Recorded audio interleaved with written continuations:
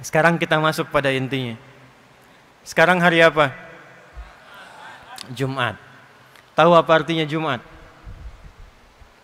Yang tahu boleh angkat tangan. 1 juta. 5 juta. Ya. Apa artinya Jumat? Kalau salah antum harus menghafal Quran sampai selesai.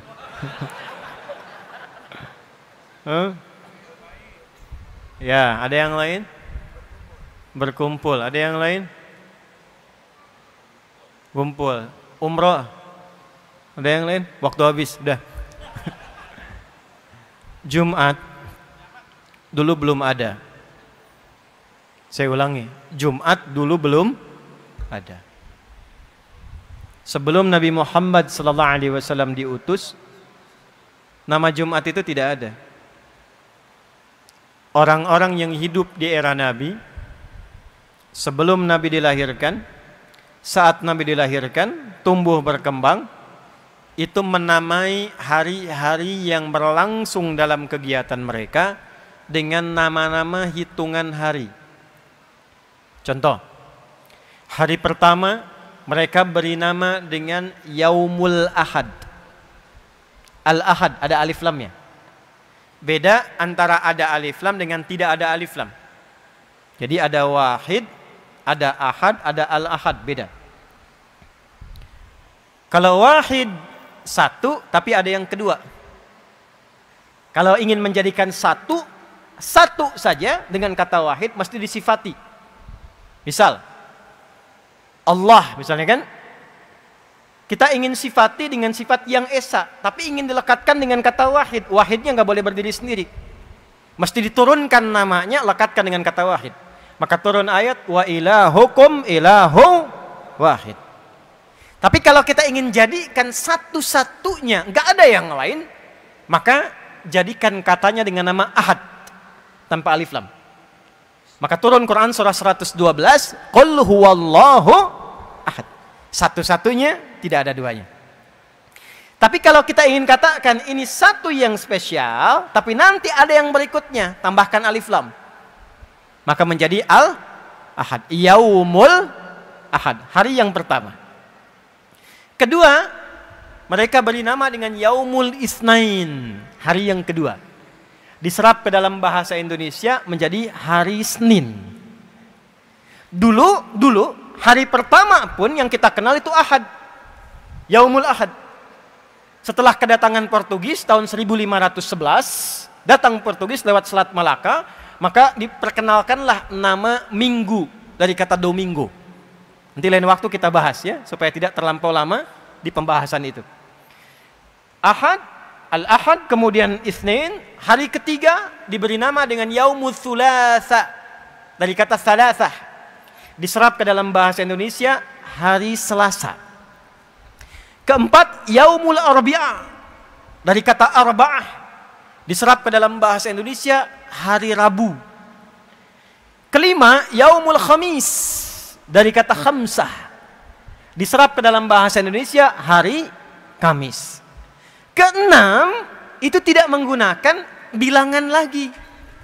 Kalau mau konsisten harusnya Yaumus Sittah atau Yaumus Sadis. Hari ketujuhnya balik ke bilangan lagi, Yaumus Sabt, dari kata Sab'ah. Disingkat jadi Sabat, diserap ke dalam bahasa Indonesia menjadi hari Sabtu. Yang keenam, itu mereka beri nama dengan Yaumul Arubah. Hari apa? Yaumul Arubah. Kenapa diberi nama dengan Yaumul Arubah? Satu, mereka lihat Yahudi punya kumpul-kumpul Sabtu. Nasrani punya kumpul-kumpul Yaumul Ahad, Minggu. Maka orang Arab pada masa itu membuat kesepakatan, kumpul di parlemen mereka, yang nanti umrah atau haji, kalau Anda nanti lihat depan Masjidil Haram, depannya ada Zam-Zam yang besar itu, Grand Zam-Zam, ya, hotel besar, di atasnya ada jam. Samping sebelah kiri dari situ, itu nyebrang sedikit ada hotel Hilton yang lama, yang warnanya kayak krem merah itu ya. Nah itu di Hotel Hilton, kalau naik ke atas sedikit, eskalator sedikit naik, belok ke kanan, itu ada musalla, itu rumahnya Abu Bakar As-Siddiq. Depannya persis ada tempat wudhu, ada toilet, depannya lagi, nah itulah parlemen Quraisy ada di situ. Kumpulnya di situ. Maka mereka rapat, mereka gambarkan kita mesti punya hari kumpul-kumpul untuk membanggakan diri sebagai bagian dari orang Arab. Untuk menjalin persatuan dan kasih sayang, maka diberi nama Yaumul Arubah atau Yaumur Rahmah. Hari kumpul-kumpul, hari berbangga diri sebagai orang Arab, hari saling memperhatikan. Maka sepakat mereka, kalau weekend Yaumul Arubah ini kumpul, dipilihlah pusat-pusat hiburan. Diberi nama dengan aswaq, Suq Uqadh, Suq Dumatul Jandal.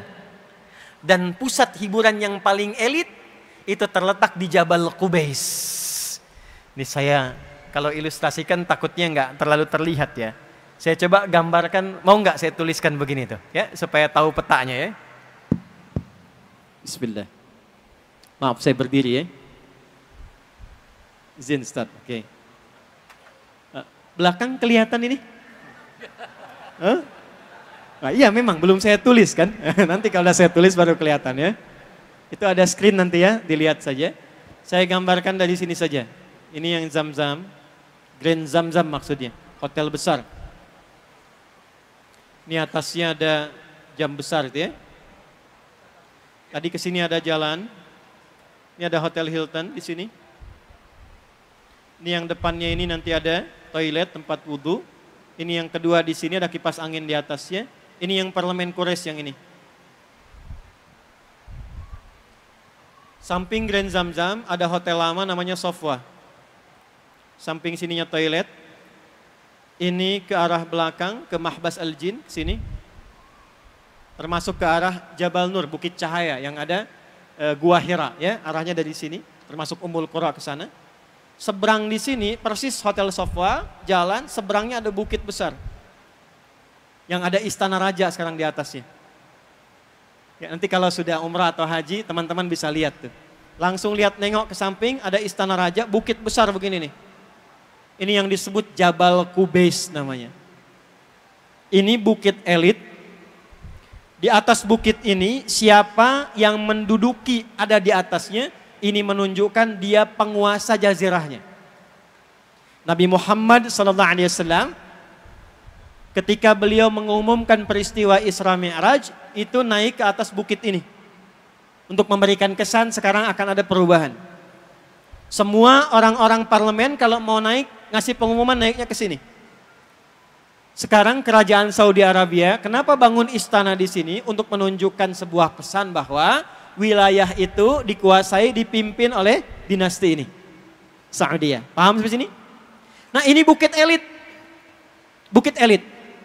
Kalau Anda keluar dari sini, ya mau umrah dari Sofwa atau Zamzam, belok kanan ke sini. Nanti di bawah bukit ini, di sini istana, di sini ketika masuk sebelah kanan ada pos security, ada CCTV warna putih satu ke sini. Depannya pintu 26, terus sampai ujung sini, ya. Ini di sini ada kipas angin, saya udah hitung ada 35 kipas angin sampai ujung. Udah saya hitung, kalau nambah 36 berarti nambah 1, ya. Sampai ujung sini. Ini ada gate Nabi. Nabi sholat 2 rakaat di sini sebelum Isra Mi'raj. Sampai ke depan Ka'bah, sholat di sini di kediaman Sayyidah Maimunah. Di sini kemudian Babus Salam, ya, di balik pintu Babus Salam ada rumahnya Abbas radhiyallahu taala anhu, punya anak yang paling viral, anak bungsunya Abdullah, dikenal dengan Abdullah bin Abbas radhiyallahu taala anhuma. Tarik garis lurus ke sini, sekitar 200 meter di sini ada satu rumah warna krem, ya, sekarang disamarkan jadi perpustakaan. Inilah Maulid Nabi, tempat lahirnya Nabi sallallahu alaihi wasallam di sini. Yang ingin saya katakan, tempat kumpul-kumpul akhir pekan yang elit itu paling elit di sini, namanya Jabal Qubais. Jadi kalau kumpulnya di Suq Uqadh, Suq Dumatul Jandal, pusat-pusat hiburan, itu masih kelas biasa. Nanti diseleksi, disaring yang hebat-hebat di setiap distrik itu baru diundang ke sini. Ini persis bukit di atas yang lembah bawahnya ada Ka'bahnya. Ka'bah di sini. Maka di sini akan dipertandingkan 4 golongan utama yang mereka akan bekerja keras dalam sepekan. Jadi ini yang melahirkan konsep jahiliyah, berangkat gelap, pulang gelap, kerja lagi, kerja keras, hanya untuk berfoya-foya akhir pekan saja. Hanya untuk bertanding, memviralkan, mempopulerkan, dan berfoya-foya, berfantasi di akhir pekan. Itu kebiasaan jahiliyah. Ada 4 golongan. 1, namanya tajir. Apa namanya? Jamaknya tujar. Bu, tajir itu bukan orang kaya. Tajir itu pedagang. Dulu yang kaya itu pedagang. Makanya saking kayanya disebutlah profesinya. Ini pedagang. Maksudnya apa? Kalau pengen kaya, dagang, bukan nyolong. Kalau pengen kaya, bisnis, bukan korupsi. Maka golongan tujar ini, mereka keluar dari yaumul ahad sampai yaumul khamis, mengumpulkan harta sebanyak-banyaknya untuk dipertandingkan jumlah kekayaannya dalam hari pertemuan yaumul arubah di bukit ini. Nanti ada waktu-waktu mereka merantau. Ada ke Syam, sekarang 4 negara. Libanon, Syria, Yordania, dan Palestina. Ada ke Yaman. Diabadikan kegiatan mereka di surat Quraisy. Li'ilafi Quraisy. Ilafihim rihlatash syita'i was. Itu golongan 1. Golongan 2 ada syair, pujangga, jamaknya syu'ara. Jadi dari daerah-daerah, distrik-distrik, ini daerah A, daerah B, kecamatan A, kecamatan B, desa A, desa B, itu para pujangganya selama 5 hari, mereka berusaha mengumpulkan lirik-lirik untuk diseleksi yang paling hebat, nanti akan dipertandingkan di puncak Jabal Qubais ini. Bikin lirik. Nanti cara mereka mengumpulkan lirik dan syair itu diabadikan dalam satu surat dengan namanya. Surah ke-26, Surah Asy-Syu'ara. Dari ayat 224 sampai akhirnya itu. Ya. Asy-Syu'ara yattabi'uhumul ghawun. Alam tara annahum fi kulli wadin yahimun. Pernahkah Anda dengar tentang kisah para pujangga di era jahiliyah? Yang mereka datang ke lembah-lembah mencari inspirasi untuk membawa lirik-lirik saja. Untuk apa? Nanti dipertandingkan di bukit ini. Yang ketiga, ada golongan kahin. Jamaknya kuhan. Dukun. Jadi kalau sekarang ada dukun, itu ketinggalan, telat. Karena 15 abad yang lalu sudah ada dukun. Dan nanti menariknya ketika Quran turun, dukun-dukun itu pada tobat. Ya, dukun-dukun pada tobat. Tapi sebelum Quran turun, tuh dukun tuh viral, strata ketiga di kalangan jahiliyah. Selama 5 hari, dari yaumul ahad sampai yaumul khamis, sampai hari Kamis, itu dukun-dukun kompak membikin mantra-mantra, jimat-jimat. Nanti yang paling efektif dipertandingkan di sini, diangkat jadi pemuka dukun, ya, pimpinan dukun seluruh wilayah Arab. 4, sahir.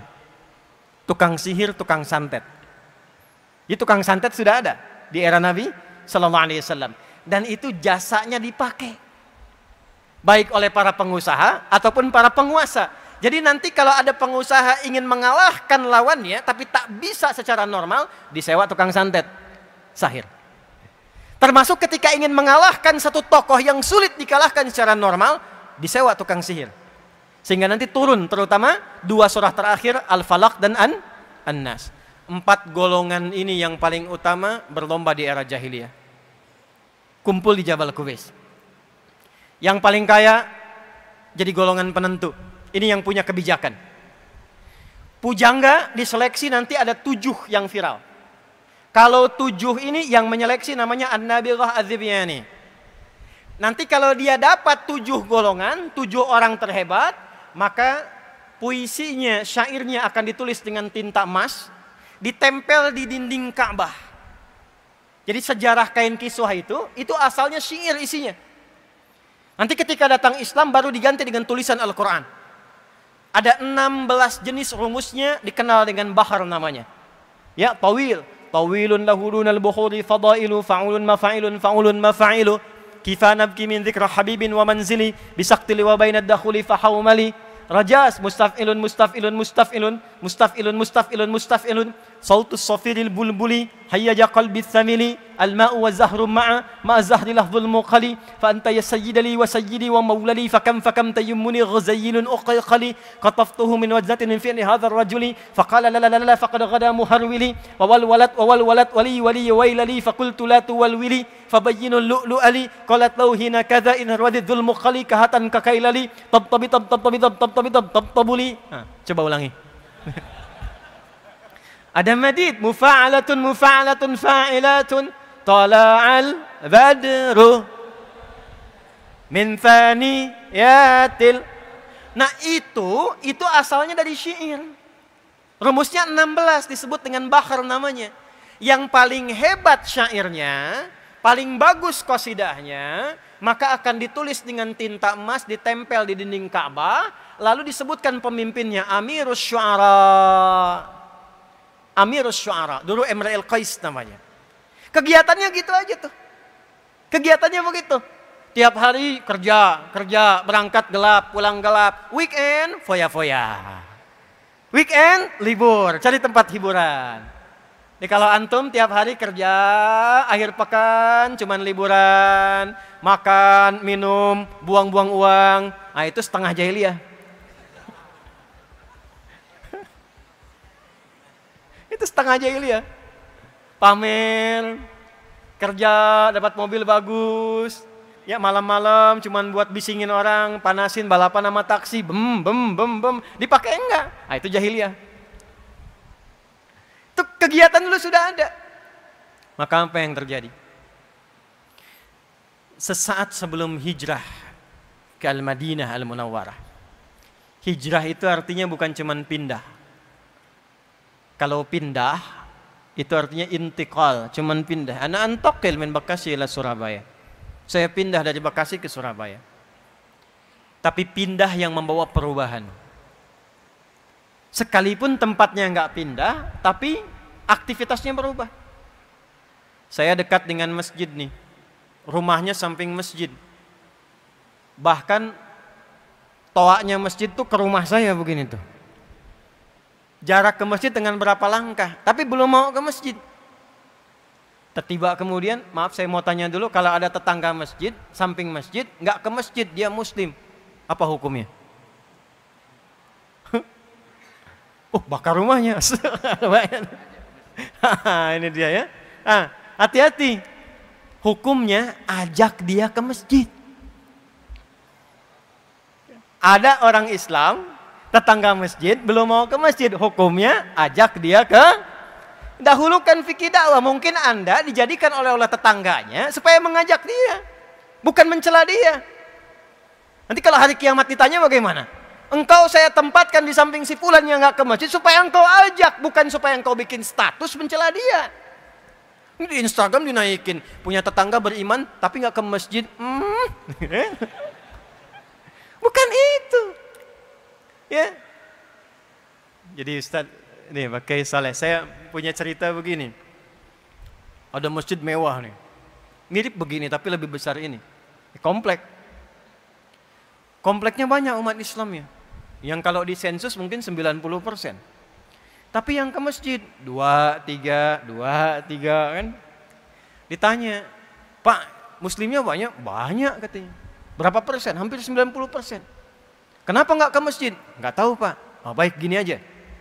Libur hari apa? Sabtu Ahad. Baik. Nanti hari Sabtu subuh, Jumatnya kita beli buah. Subuh kita ke masjid. Enggak apa-apa, bertiga begini enggak apa-apa. Nanti dari masjid kita datengin satu dulu tetangga, bawa buah. Datengin. Assalamualaikum, waalaikumsalam. Pak Ustadz, Pak, ada iya. Dari mana? Dari masjid. Ya. Antum tuh tadi nggak kelihatan, kami kira sakit tadi tuh nggak ke masjid. Nih bawa buah, itu nggak diminta, zuhurnya ke masjid. Ya, jadi kalau tetangga belum ke masjid, ya fikihnya fikih dakwah dipraktekkan pertama kali, ajak dia ke masjid. Minimal doakan. Balik ke yang tadi, teman-teman sekalian. Jadi apa yang menarik di sini? Itu yang disebut dengan hijrah. Kalaupun kemudian memaksa kita untuk pindah tempat. Karena di tempat bekerja ini susah sholat, ya mau Jumatan pun nggak bisa, Tapi anehnya itu Anda tahu rizki dari Allah. Yang ngasih rizki Allah. Kok bisa cuman gara-gara jaga toko ditinggalkan Jumatan?